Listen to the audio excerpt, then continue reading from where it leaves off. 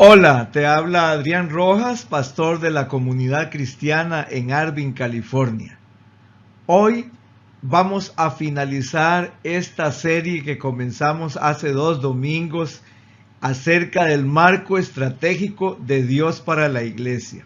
Si quieres comprender bien todo el tema y todavía no has visto las dos anteriores, te invito a que ingreses a nuestro sitio web o nuestro canal de YouTube y puedas localizar ambas prédicas. Hoy hablamos de las virtudes que nos hacen un cuerpo, que realmente nos convierten en el cuerpo de Cristo.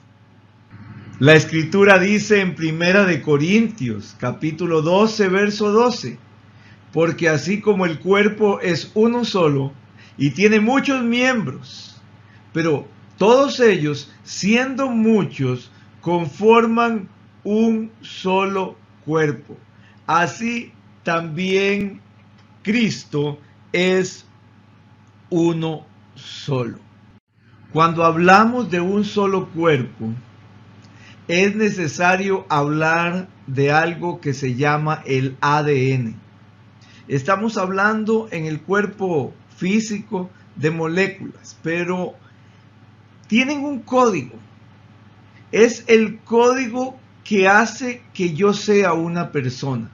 Aun cuando yo tengo gran cantidad de miembros en mi cuerpo, redes neurológicas que se encargan de diferentes cosas a nivel inconsciente, a nivel consciente, lo que hace que el cuerpo esté unido, mi cuerpo como ser humano, y que yo pueda moverme a diferentes lugares y todos los miembros de mi cuerpo van en un mismo objetivo y sienten una misma cosa, aunque tienen misiones diferentes dentro del cuerpo y actividades de las cuales no son conscientes acerca de otros miembros, todo junto, dirigido por un cerebro y manifiesto a través de un ADN, hace que aquello sea un cuerpo.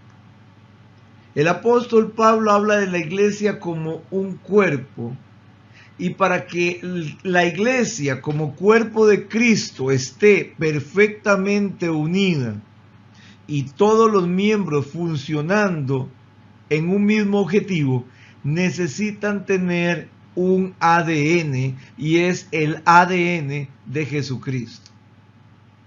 ¿Cuál es el ADN de la iglesia? ¿Qué nos dice la escritura?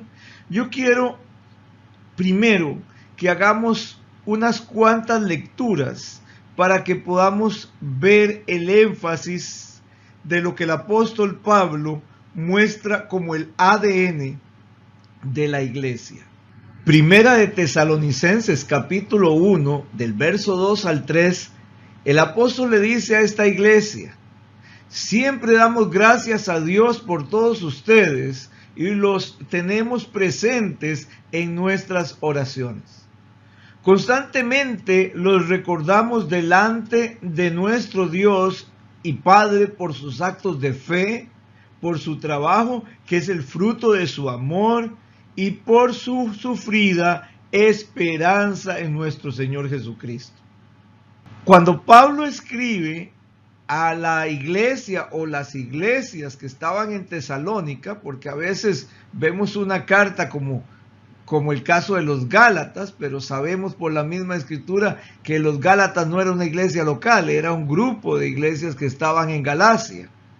Tampoco sabemos en este caso si en Tesalónica habían varias iglesias, pero está escribiendo a la iglesia. Y al dar este mensaje, marca 3 aspectos fundamentales de la naturaleza de esas iglesias o de esa iglesia.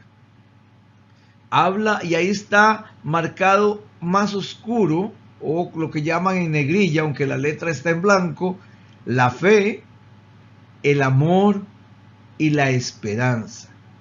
3 virtudes, 3 valores que caracterizaban a una iglesia unida como un cuerpo. Y eso es fundamental. Sigamos leyendo. Nuevamente escribe a los tesalonicenses en la segunda carta, capítulo 1, verso 3 al 4. Hermanos, siempre debemos dar gracias a Dios por ustedes. Así debe ser, ya que la fe de ustedes va creciendo y todos y cada una de ustedes abunda en amor para con los demás. Nosotros mismos nos sentimos muy orgullosos de ustedes en las iglesias de Dios al ver la paciencia y la fe de ustedes para soportar las persecuciones y sufrimientos.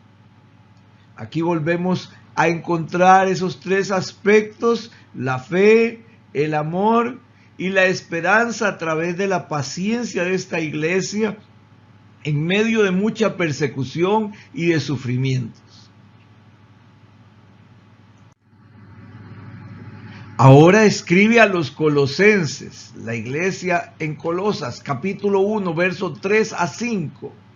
Siempre oramos por ustedes, damos gracias a Dios, el Padre de nuestro Señor Jesucristo, pues hemos recibido noticias de la fe de ustedes en Cristo Jesús y del amor que tienen con todos los santos a causa de la esperanza que en los cielos les está reservada. Ustedes ya han sabido de esto por el Evangelio, que es la palabra de verdad.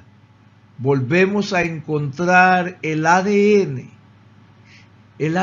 porque en medio de la variedad, de la multiforme gracia de Dios que dice el apóstol Pedro, en medio de toda esa diversidad que hay en el cuerpo de Cristo, encontramos una constante que se convierte en el ADN de la iglesia: el amor, la fe y la esperanza. Tres virtudes que hacen que la iglesia se vuelva inquebrantable, inamovible y capaz de ser eterna. Al igual que Jesús, que es eterno, porque somos su cuerpo. En el libro de los Efesios, el apóstol Pablo, capítulo 1, verso 15 al 18, dice: por esta causa también yo, desde que supe de la fe de ustedes en el Señor Jesús y del amor que ustedes tienen para con todos los santos, no ceso de dar gracias por ustedes al recordarlos en mis oraciones, para que el Dios de nuestro Señor Jesucristo, el Padre de gloria, les dé espíritu de sabiduría y de revelación en el conocimiento de Él, pidiendo también que Dios les dé la luz necesaria para que sepan cuál es la esperanza a la cual los ha llamado y cuáles son las riquezas de la gloria de su herencia en los santos. Vean que aquí está el ADN: fe, amor, esperanza. Son las tres virtudes que están permanentes en cualquier iglesia verdadera, en una iglesia que es la iglesia de Jesucristo, donde el mismo Jesucristo se revela a la iglesia a través de estas tres virtudes. Ese es el ADN que nosotros tenemos que construir si queremos ser parte del cuerpo de Cristo en medio de toda nuestra diversidad. La conclusión del apóstol Pablo, entonces, con respecto a este ADN que tiene la iglesia, el cuerpo de Cristo. 1 Corintios 13:13 dice: y ahora permanecen la fe, la esperanza y el amor, pero el más importante de todos es el amor. Aquí está el ADN. El ADN, lo más importante es el amor, pero el amor es el que produce precisamente la fe y la esperanza. La Escritura dice que Abraham creyó al Señor y eso le fue contado por justicia, dice Génesis capítulo 15:6. O sea que ya esto estaba dado desde el Antiguo Testamento. Cuando Abraham cree, la fe que Abraham utiliza es en hebreo amán, que es confianza que hace permanecer. Es una confianza que me hace estar firme en una convicción. Una clase de fe que no se quiebra. Y esa clase de fe no se puede mover, no se puede alimentar de otra cosa más que el amor. Solo el amor puede construir esa clase de fe. Y estos dos ingredientes juntos producen la esperanza, esa paciencia constante en las promesas de Dios que hace que nosotros podamos permanecer, que podamos estar inquebrantables, que podamos estar esperando. Porque en estos tiempos he notado muchos cristianos que están desanimados. Me han dicho, me siento, a veces usan el término bajoneado, con las pilas bajas. No me siento confundido por todo lo que está pasando y por la forma en que Dios lo está haciendo. Yo esperaba para este tiempo algo diferente de parte de Dios y no lo que estamos viviendo. Me tomó de sorpresa. Eso es lo que estoy escuchando constantemente. Y a veces las personas tienden a perder la confianza. Esto implica que tenemos que revisar nuestro amor, que es el ADN principal. Amarás al Señor tu Dios con todas tus fuerzas, con toda tu alma, con toda tu mente, con todo tu corazón, con todo tu ser, y a tu prójimo como a ti mismo. Y cuando ese amor gobierna tu corazón, entonces te llenas de fe, pero una fe no de milagros, una fe no de emociones, es una fe inquebrantable, es una fe de confianza, una fe que espera, una fe que tiene paciencia, una fe que se arraiga de las promesas, no importa lo que vea a su alrededor. Eso es el ADN del cuerpo de Cristo. Ese es el cuerpo que no se quebranta, ese es el cuerpo que no se enferma, ese es el cuerpo que se mantiene en la eternidad porque tiene el ADN de la cabeza que es Cristo, el cual muestra su amor para con nosotros, ha tenido paciencia con la humanidad, tiene una verdadera esperanza y por fe resucitó de los muertos y se sentó a la diestra del Padre. Esa es nuestra naturaleza como iglesia. Y si quieres ampliar todo esto, te invito a venir los miércoles a nuestra iglesia, porque estamos estudiando la iglesia por dentro y por fuera, por todos los lados. Estamos construyendo una doctrina completa de la naturaleza de la iglesia. Porque queremos como iglesia no ser una religión, sino ser la iglesia, el cuerpo de Jesucristo. Por supuesto, a nivel local nos unimos a todo ese gran cuerpo, a esa gran iglesia que Dios tiene en todo el mundo. No son religiones, no son organizaciones, es un grupo de personas que están unidas al cuerpo, son parte de ese cuerpo, están cumpliendo una misión y están unidas por un ADN, el amor, la fe y la esperanza.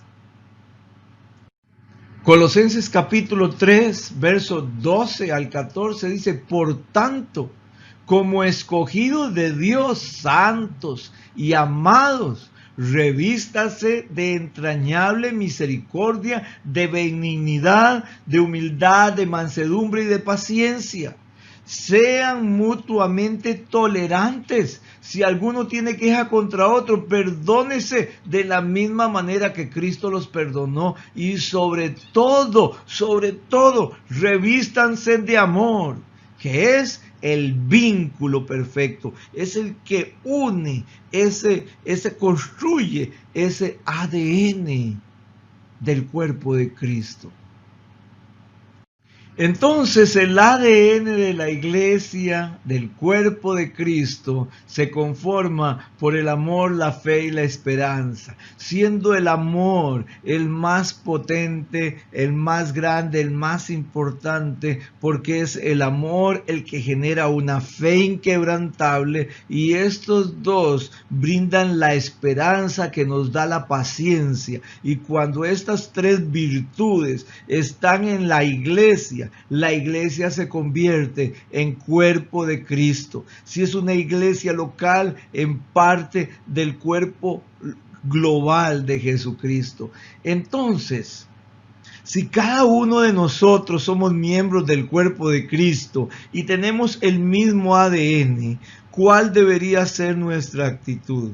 Yo quiero hoy contarte un cuento, y que a través de este cuento que yo voy a contar puedas examinarte a ti mismo, a ti misma, acerca de tu actitud como miembro en el cuerpo de Cristo.